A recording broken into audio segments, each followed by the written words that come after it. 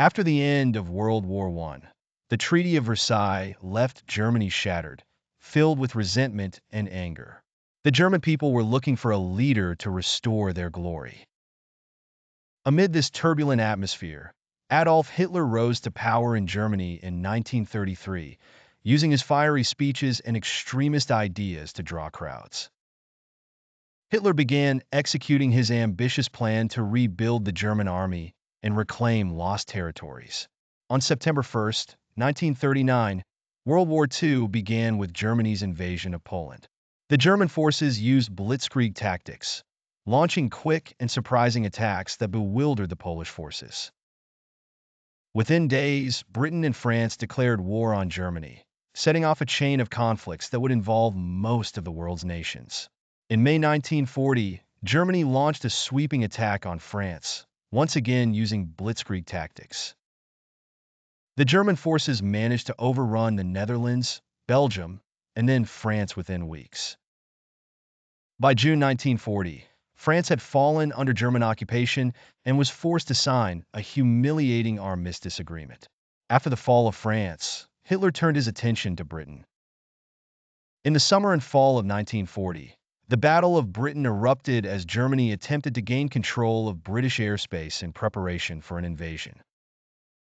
However, the courage of British pilots and the solidarity of the people thwarted this plan. The Battle of Britain marked Hitler's first significant defeat, showing that the Axis powers were not invincible. In June 1941, Hitler launched Operation Barbarossa, the invasion of the Soviet Union. The goal was to crush the Soviet army quickly before it could organize its defenses. However, the harsh Russian winter and the staunch Soviet resistance turned the campaign into a nightmare for the Germans. The Battle of Stalingrad became a crucial turning point as the Soviets managed to encircle the German forces, inflicting catastrophic losses.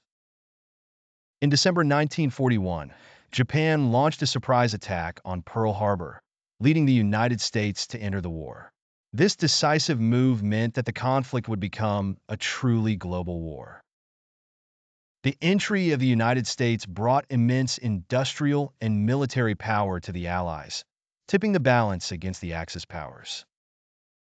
In June 1944, the Allies began the largest amphibious invasion in history on the beaches of Normandy. Despite heavy losses on the first day, the Allies secured a foothold in France and began advancing towards the liberation of Paris and the rest of Western Europe. By April 1945, the war in Europe was nearing its end.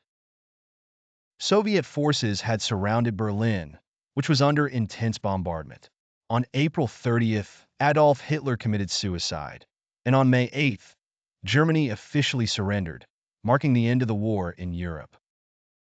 In August 1945, the United States dropped 2 atomic bombs on Hiroshima and Nagasaki, causing massive destruction and civilian casualties.